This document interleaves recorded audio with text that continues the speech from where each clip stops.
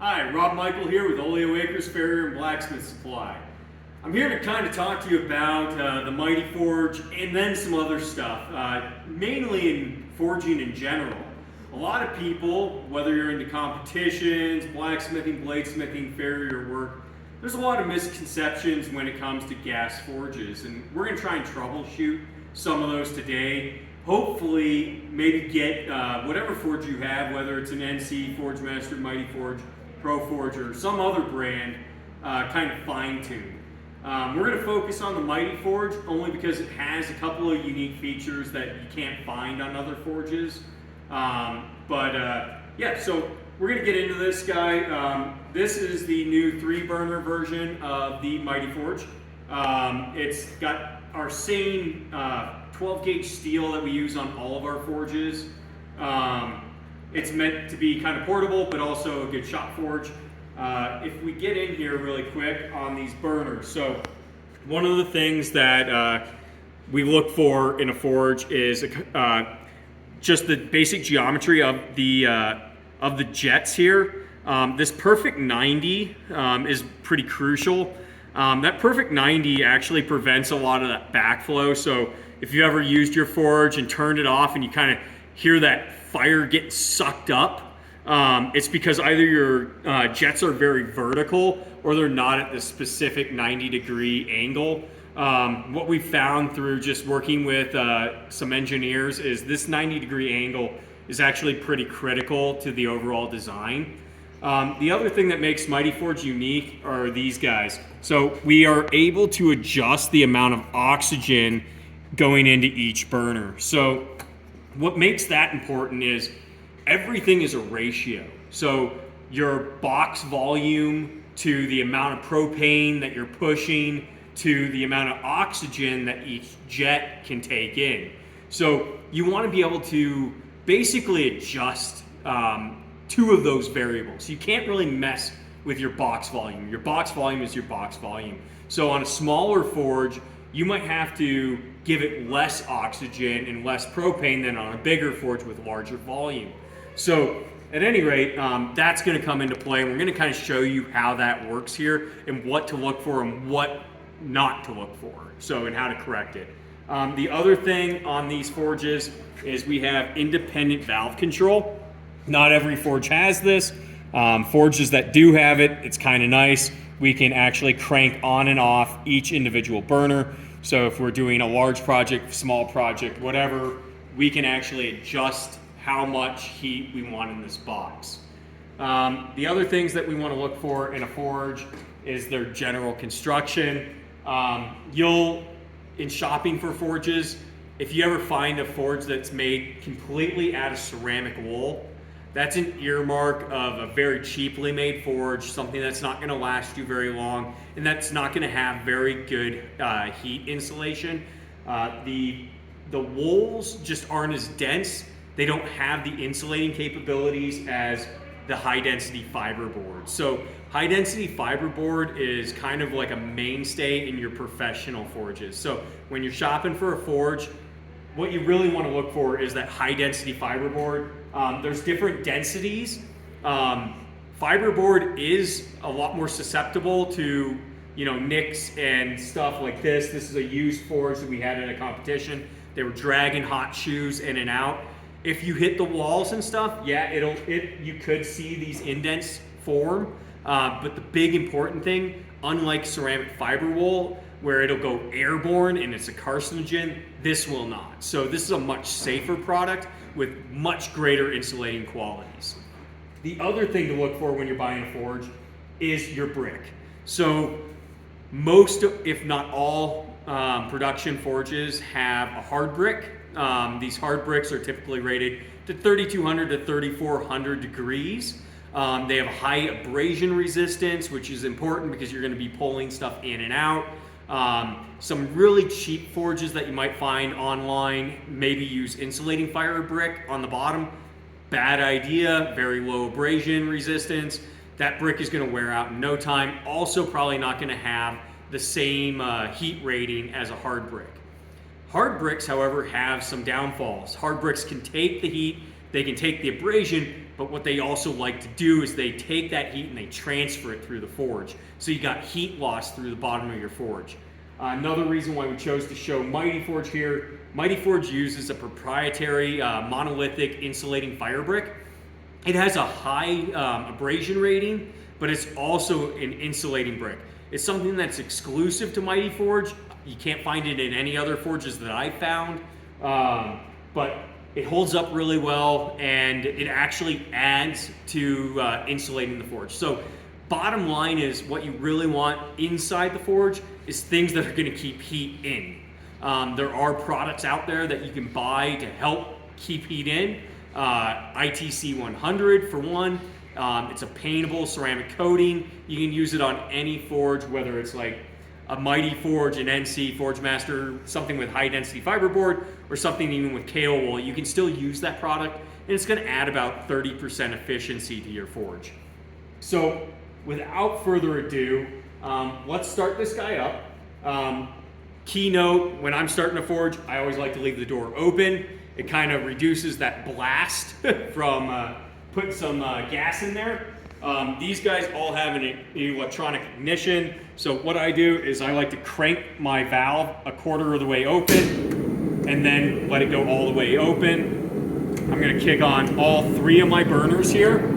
What I want you to focus on here is our flame. So what we really want is that nice big blue flame coming all the way down. Once it hits the brick, it's gonna go red. That's gonna tell you that, okay, now something's happening, something's going on. With this, if you tool around here, you might be able to see in there a little bit. You got a nice big blue flame, you got a nice blue flame coming out here. That's kind of what you want to look for. If your flame is too red, you got a problem. So I'm going to show you what that looks like. Also take note, we're at a pretty high altitude here in Colorado. So we're at about 8,000 feet. We're only running this at 5 PSI right now. So generally speaking, the higher altitude, you might have to run it at a higher PSI to get to the heats that you're looking for. But a common misconception is not allowing your box to heat up. So right now, this thing's just starting to get warm. So to really use your forge, you kind of want to preheat it, kind of like an oven. But I'm going to show you kind of what we're looking for and what we're not looking for. So what I'm going to do right now is I'm going to mess with some of the jets and their oxygen intake. So I'm going to close a few of these valves, and I'm going to kind of show you what that looks like. So this first valve, see how that fire is now bright orange, and we have almost no or very little blue. That right there is depriving that jet of any oxygen. So we need 2 ingredients to make this burn happen. We need oxygen and we need propane. And we need equal amounts of both to really make things happen. So if I start cranking this forge up, you're going to see that we've given it now more oxygen or more gas, but we still have a nice big blue flame. See how it almost looked like we weren't giving it quite enough propane before? So we would have messed with those jets in the back just a little bit, not to the extent that I just messed with it to show you that big gnarly orange flame. If we would have closed them off just a little bit to reduce the oxygen to get us to that 1-to-1 ratio with our propane, we would have had this nice big blue flame. So right now we're running at about 8 psi, 7 to 8 psi, and we have this big beautiful flame all the way across, no orange other than what's coming out of the forge. So now we're really cranking. We got a really nice mixture here.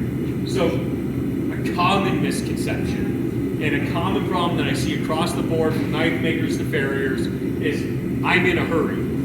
I'm either in a competition or I'm just trying to get through a project, and I want to get my steel glowing red hot, forge weldable right now.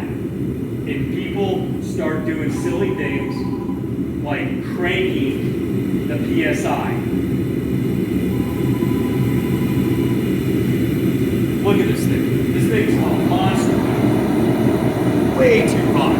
All I'm doing right now is I'm actually losing heat. What's eventually happening is it's going to find anywhere to get oxygen. I got so much gas going in here right now that it's trying to find something to burn. But what's happening is this forge is actually getting colder inside because I'm flooding it just like an engine. So yeah, it looks like it's getting really, really hot, but what's actually happening is I have so much propane going in there, but not enough oxygen, and all I'm doing is actually reducing the temperature. So I'm gonna go ahead and crank this thing back down.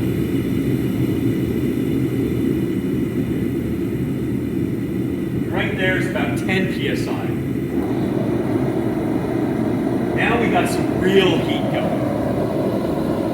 So the common misconception is giving it more propane is not a good idea. All you're doing by doing that is wasting money. And you're gonna take longer and longer to heat up your stock. So, and the other thing that's gonna happen is that propane's gonna find somewhere to go, and it's gonna start boiling in between all of your little seams in your forge, and you'll destroy your forge in no time. So, rule of thumb, for almost every application in every forge, never go above 15 PSI. What we found with Mighty Forges in Colorado, general forging right around 8 PSI, 7 to 8 PSI, forge welding 10 to 12 PSI. It varies by forge manufacturer. Some forges aren't able to achieve forge welding temperatures at our altitude, certainly not at like 10,000, 12,000 feet. You need really efficient, really well insulated forges to get to that sort of mark. We haven't found an area yet where we can't forge weld with the Mighty Forge. It's been a great add-on forge for our shop here. It is our shop forge, and it's got the most feature-rich benefits. But so, key takeaways here: oxygen to gas ratio. You want to look for a forge that you can kind of mess with that oxygen to gas ratio. If you really want to fine-tune it, you want really nice insulating qualities. You want high-density fiberboard. You want a good fire brick. You want nice heavy-duty steel construction. Don't go for something that's super light. You'll start to get warping and other bad things happening. You'll see that there's nail wool on the doors, and that's because of this. If it had high-density fiberboard, it would have cracked. So, nail wool on a door, completely acceptable, and kind of a must. But yeah, so don't run your forge with too much propane. Watch your oxygen to gas ratio, and watch what your forge is built out of. And if you kind of keep all those kind of things in mind, you will have one heck of a nice forge that you can do all sorts of fun projects with. If you're interested in a Mighty Forge, you can find a local dealer, or you can find them on our website at oleoacresfarriersupply.com. Again, great forge. This is the new Mighty Forge 3-burner. But yeah, I hope you guys learned something today, and happy forging.